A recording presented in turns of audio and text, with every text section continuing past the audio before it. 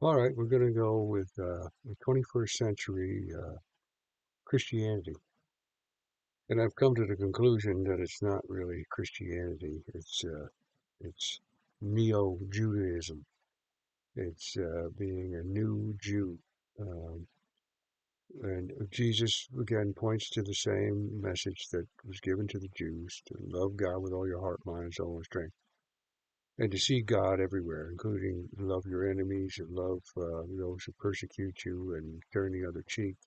To understand that God is in all things. God is omnipresent. God is omniscient. God is omnipotent. And God is the creator of all things. If that God is all those things, I have a couple other things about God is light, God is love, God is the Word, God was a consuming fire, and God is spirit. But if God is all these things, then God must be um, uh, what I call the omniverse, which is everything in infinite space in all directions, all the atomic energy in all the space in all directions, up, down, right, forward, left, expanding out into all directions. Um, we may be living in an expanding universe, but it's expanding into something, and it came from somewhere. So wherever it came from and wherever it's going, that's also part of this omniverse. And since God is said to be omnipresent, and God must be present everywhere in this omniversal, uh, infinite omniverse, and if God is omnipotent, then God must be all the atomic energy in all the particles.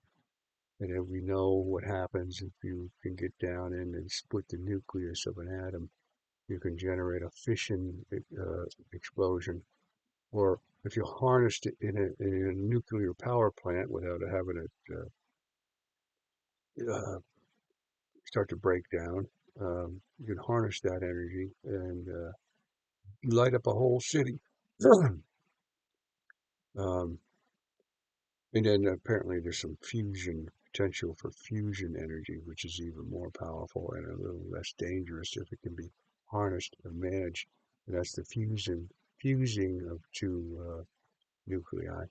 The last I knew, maybe there may be a modern version of description of that, but the last I knew there was fusion of two nuclei and fission, the separation, the splitting of a nuclei. Either way, a lot of energy potential. This statement, energy equals mass times the speed of light squared, indicates that every part of a mass, every part of matter in all directions is composed of a certain amount of energy, a lot of energy, and we are composed of it, and everything around us is composed of it. We live in a magical world, and we fail to see how magical this is. Now, when Jesus points out that we should love God, this God, with all our heart, mind, soul, and strength, it's a form of alignment with ourselves, we're driven, we're being guided since birth to find love and harmony. When we're hungry, we cry to our mother. When diapers are soiled, we want to get a dry diaper on, and we want to be held. If we're feeling uh, insecure or fearful, to be picked up and loved. We want to nurse. We want to feed. We want to drink. We want to be held. We want to be loved. We want to be touched. We want from birth. But we continue down this path of seeking. We've been seeking this like a salmon running up a river.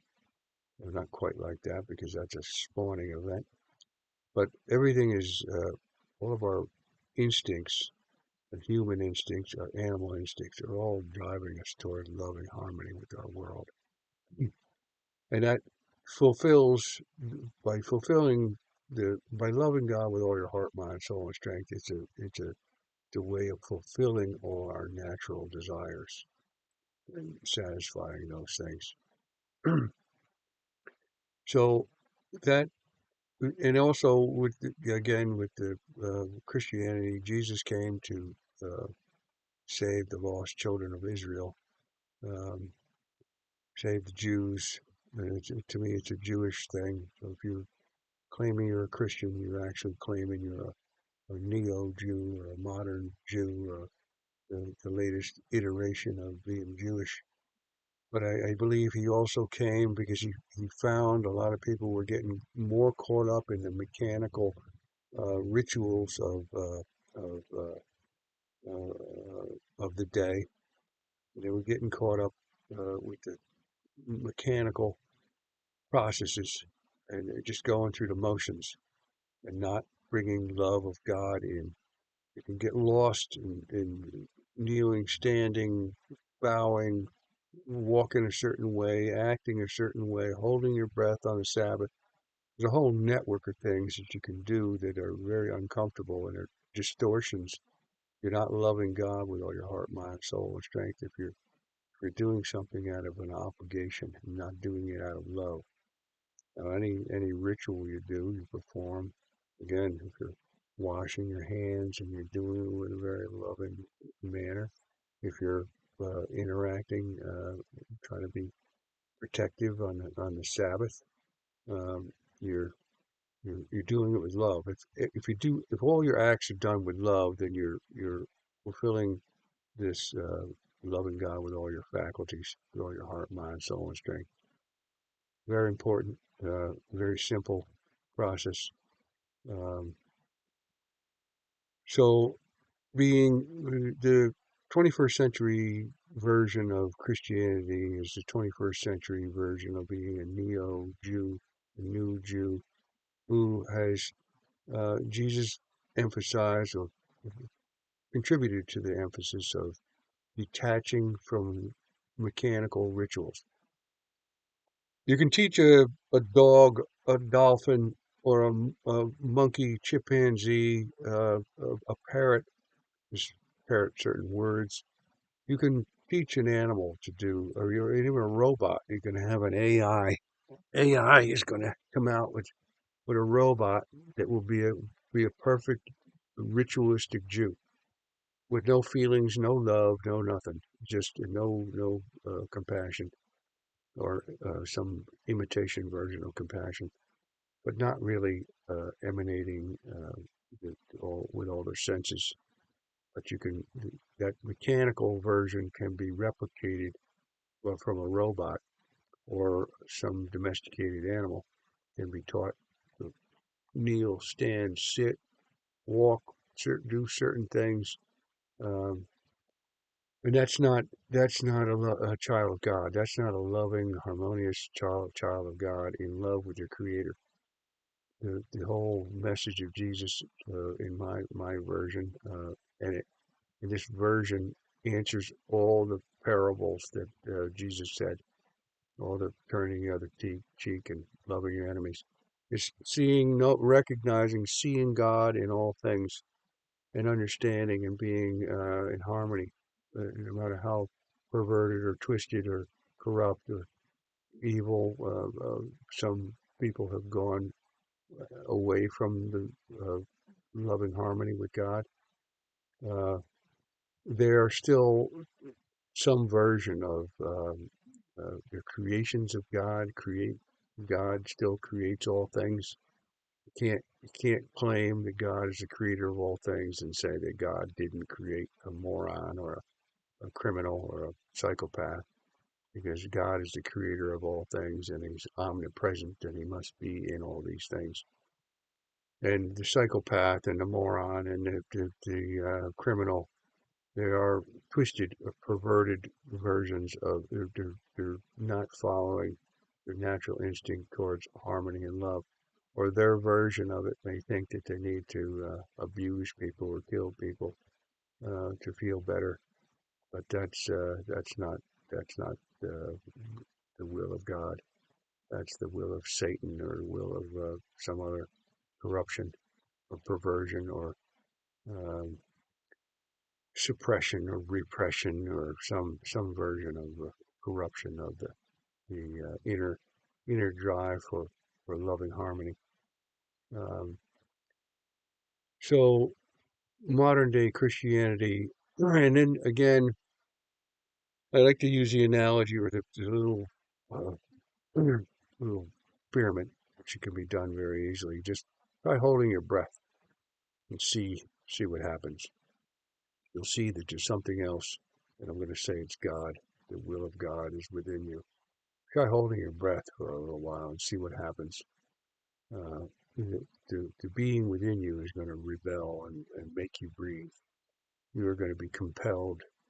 You will not be able to hold your breath. You will be forced by your being to to stop and breathe. Um, so uh, this being within and being in harmony with this being is loving God with all your heart, mind, soul, and strength, and seeing being in harmony with everything, um, and whatever that takes. If you need to, no, I shouldn't say. You don't have to retract that. Whatever it takes, because I was really referring to, when you're too cold, you're uncomfortable, you're not in harmony with your world because it's too cold. Find warmth. When it's too hot and you're not in harmony with your world, find some cooling shade. When you're hungry, eat something, uh, preferably something healthy, so you're not violating your system again, making yourself more hungry by eating empty calories and junk food, toxic uh, ingredients. Um, so anyway, uh, in the reverse, there's a reverse of um, holding your breath. The reverse is breathing. Breathing is our umbilical cord. We are connected to our Creator through breathing, and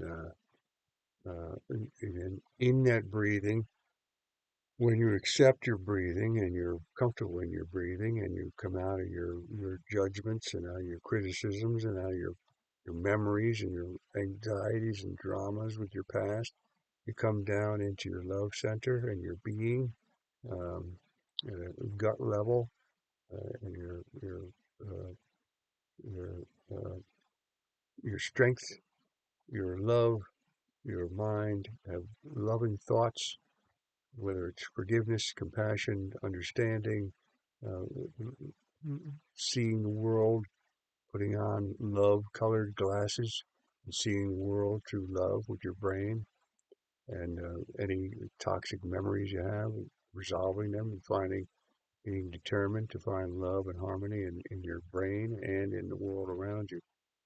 But through breathing, you can oxidate your system. You can feel the euphoria in the breathing, and you can generate a peace around you through breathing that doesn't come through thinking too much, being too. And again, I don't, or not again, but the first time, I don't want to diminish the value of the brain. It's a beautiful thing, but when it's running you ragged and it's stirring up toxic chemistry within your system, which could lead to cancer and illnesses and frustrations and violence and anger and insecurities and fears and doubts and all kinds of crap. That there's the broad is are the many other roads or the paths to destruction. And narrow is the gate of love. Seeing the world and living in love is the narrow gate. And breathing, feeling the love center, oxygenating your system is a way to find this peace, this harmony. And you get it. A lot of times we've been trained to go after a job, a career, a performance, even in some sport or athletic event or some checkers, chess. We've been competing, we've been struggling, we want to get good grades, we want to study and learn and pass get to pass the bar exam. We want to do a bunch of things. Um, but the most important thing is to find loving harmony, because that's what we're driven to, the being within us. Our Creator wants us to be in loving harmony with our Creator. Um, and that will satisfy our animal, satisfy our being, satisfy our spirit, um, our soul, consciousness, uh, and generate peace and harmony. And the euphoria of love. This isn't just a sterile version of peace. It's just silence going in the woods and there's nice and quiet in the woods, but you're bringing yourself with you. You bring yourself into the woods and you're loaded with guilt, shame, anger, resentment, uh, drama, corruption, perversions, uh, criminal activity, plotting, planning, and scheming. Then you're not that version of peace is not going to save you. This has to be peace and harmony no matter what's going on around you, whether you're in a big city or you're out in the country. Either way, uh, you find love within, and then you find peace within, and you start to see God everywhere, and you make God your the love of your life. You'll see it everywhere, and there you go. There's 21st century Christianity. I'm trying to keep it as simple as possible because it is that simple. It's breathing, finding your love center, seeing God everywhere, recognizing you're in an atomically charged omniverse. God, the Spirit of God is all around us, and God's Spirit is atomically charged, very dramatic energy. We're part of it. We have great potential. I'm not going to get into discussions about potential. I have another video on that. But so there it is. That's what Jesus' message was. This is Christianity. This is what Jesus wanted for the Jews, wanted for anyone who's picks up everything, uh, gives up everything and comes to follow Jesus. Because you come and follow, this is a new path. This is a path of love. Not everybody, it's a shame that not everybody, maybe everybody can. To me, it's very simple, and I think everybody can. But most people are caught up in the cares of the world. And they're they'd rather stay on their course because they're still getting some perks, still getting some benefits from living in the world of power and control and materialism and the joys of uh, this, that, and the other thing. So anyway, there you go. Just love God with all your heart, mind, soul, and strength.